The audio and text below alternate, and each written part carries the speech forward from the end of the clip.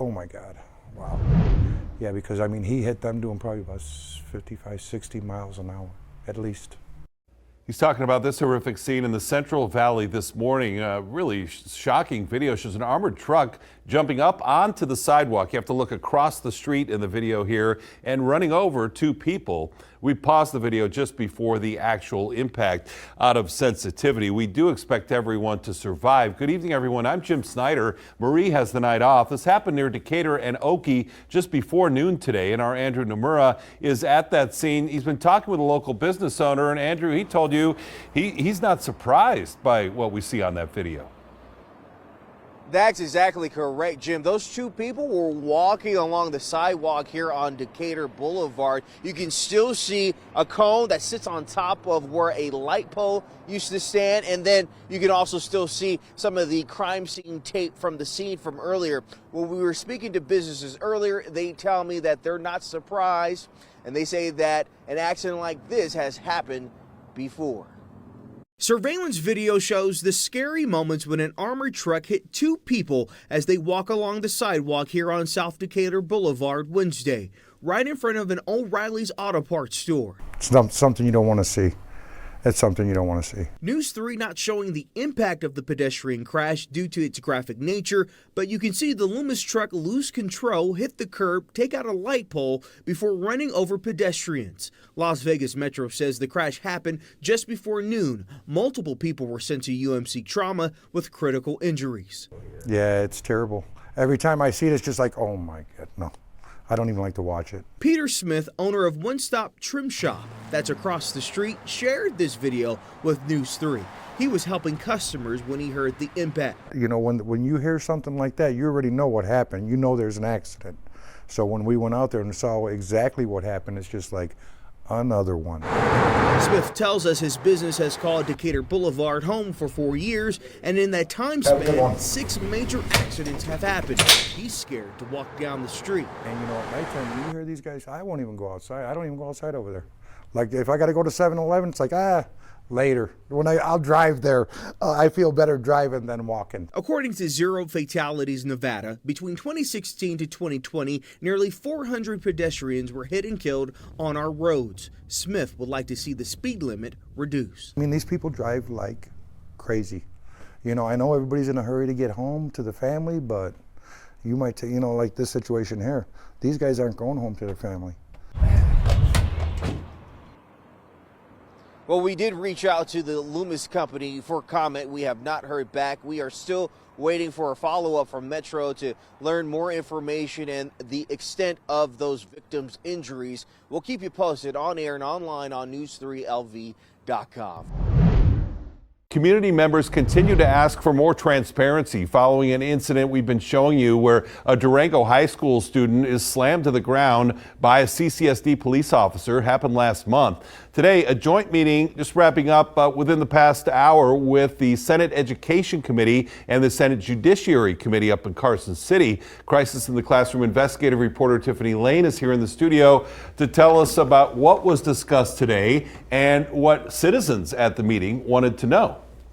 Yeah, well, Jim, let's talk about the key players first. So today to give a presentation was CCSD Superintendent Jesus Jara, as well as CCSD Police Chief Mike Blackeye, as well as other officers with the police department at the district. Now, lawmakers made it clear that they are thankful to the district for their service to the community, district police, but that there are questions the community had that they want answered by our district department, leading to this meeting today. Now, today we heard about policies used by the department when responding to disciplinary and other incidents, providing information on officer training, use of force tactics, and alternative options to arresting students. Lawmakers started off the meeting showing the blurred video of the Durango incident on our Channel 3 station website that was provided to us by the mother of the student slammed to the ground near the high school.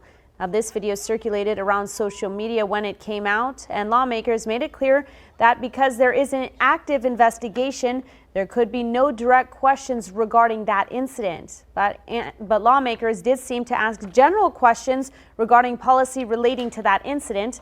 The mother of the student at the center of the video says he was slammed to the ground for recording another student being detained.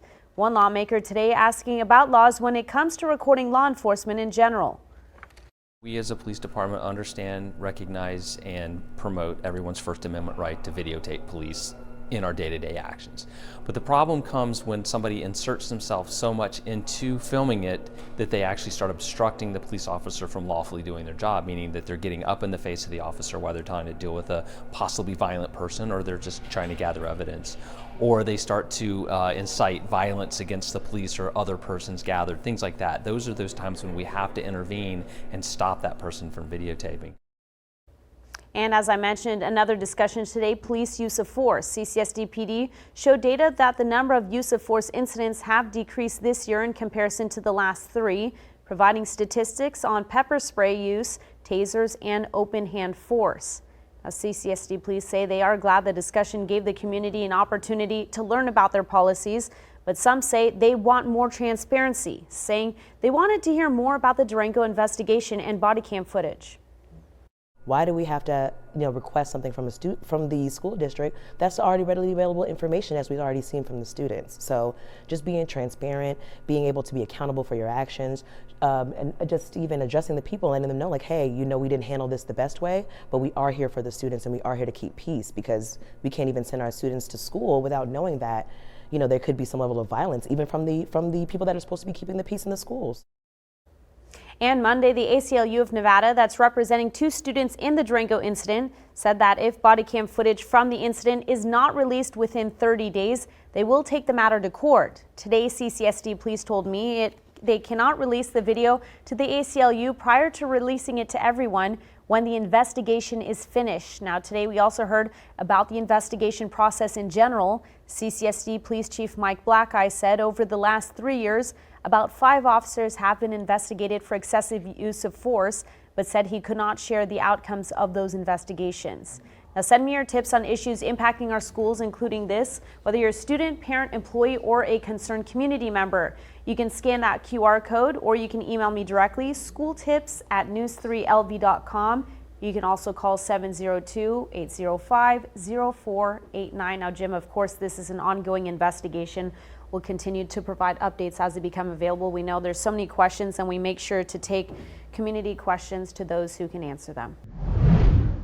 NV Energy will soon break ground on a $330 million power plant, not powered by green energy, but by natural gas. And that is getting some pushback. News 3's Kate Munch explains why. Yeah, Nevada is supposed to be a leader in clean energy, so some experts say this is taking us backwards. In addition, Jim, NV Energy utility bills are supposed to increase due to this project.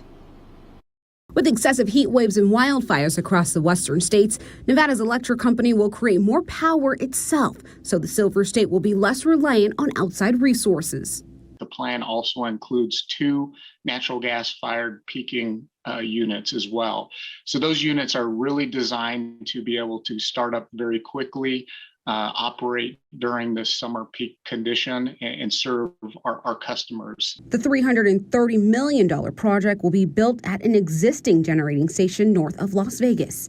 NV Energy says the turbines will have minimal carbon dioxide emissions because they'll only operate as backup during peak summer months. A wildfire could impact a transmission line that's designed to actually move power from one area of the country to the other. So we've seen those impacts in the last couple of years where transmission lines in Oregon or Northern California. While electric officials say it's a more reliable option, leaders in the clean energy economy says it puts Nevada behind its goal of a greener future. And we have renewable portfolio standards, which is written in statute, and it's also enshrined in our Constitution to get 50% renewable energy by the year 2030. That is just 7 years away. And so while we're on this path to clean renewable energy, we should really be leaning into that. The biggest question that many of us want to know is if this project will actually save people money on their utility bills. The short answer is no. The cost of the $330 million project will be put back on customers, spiking your utility bill. So we've certainly seen the price of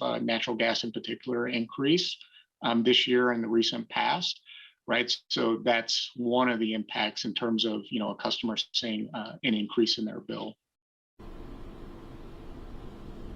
Now, NV Energy couldn't tell me exactly how much customers will see a bill increase. However, customers won't foot the bill until after the project is online, which is July 2024. If you need any assistance, there are plenty of programs. We've included that information on our website, news3lv.com. Subscribe to News 3 on YouTube at News 3 Las Vegas.